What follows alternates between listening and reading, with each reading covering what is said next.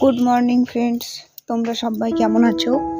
আশা করি ভালো আছো, সুস্থ আছো। আমিও ভালো আছি।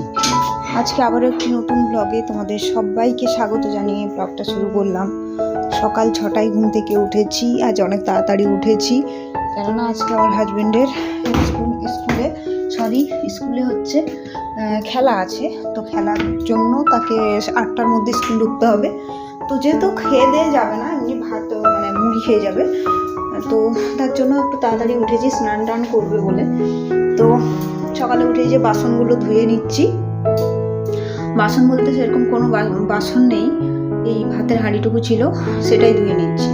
আর দেখো, কথা বলতে বলতে আমি হাঁপিয়ে গেছি, কারণ আমি একটু কাজ করছিলাম, তারপরে ভয়েসটা দিচ্ছি তাই।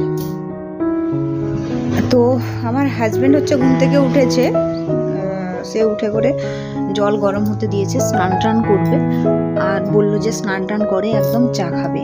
তো আমি ভাবলাম এই সময় আমি বাকি কাজগুলো করে নিই, আর আমি তারপরে তার স্নানটা হয়ে গেলে আমিও স্নানটুকু করে নেব। তো এইখানে হচ্ছে ওভেনটা একটু ভালো করে মুছে নিচ্ছি, আর ঠান্ডাটা একটু কমেছে, প্রচুর রোদ বেরোচ্ছে, মনে হচ্ছে যেন শীতের শেষ। সত্যি কথা কষ্ট লাগছে, শীতকালটা চলে গেলে এত পরিমাণে গরম হয় যে মানুষ কোনো কাজ করতে পারে না। শীতকালে তুমি 3-4টে ড্রেস পরে থাকবে, কিন্তু গরমকালে সত্যি কথা বলতে খুব কষ্ট। একদম রাত্রেবেলা ছাড়া ঘর থেকে বেরানো যায় না, আর খুব সকাল ছাড়া। তো 7টা থেকেই যেন রোদের তেজ 7টা-8টা থেকে একদম তীব্র থাকে। তো সত্যি কথা মানুষের কোনো কালই পছন্দ হয় না, কোনোটাই শান্তি নেই। শীতের সময় বলবে খুব ঠান্ডা, এত ঠান্ডা ভালো না, আবার গরমের সময় বলবে খুব গরম, এত গরম ভালো না। তো আমাদের মধ্যে এই জিনিসটা চলতেই থাকবে। তো চলো, এসব ভেবে লাভ নেই, সময় কারোর জন্য থেমে থাকবে না। এক একটা বছর কিভাবে যে পেরিয়ে যাচ্ছে আমরা কেউ বুঝতে পারছি না। দেখতে দেখতে এক একটা বছর পেরিয়ে যাচ্ছে, বয়সগুলো বেড়ে যাচ্ছে। দেখবে আজকে আমরা এই বয়সে আছি, আর কিছুদিন পর মনে হবে আমরা বয়স হয়ে গেছে। সত্যি কথা বলতে এই সেদিন যেদিন ছোট্টটা ছিলাম, স্কুলে পড়ছিলাম, কলেজ কমপ্লিট করলাম, এখন মনে হচ্ছে যেন অনেকটা বড় হয়ে গেলাম। এক একটা বছর জলের মতো পেরিয়ে যাচ্ছে, টাইমের কোনো দাম নেই। সময় কারোর জন্য থেমে থাকে না, কথাটা একদম একদম সত্যি।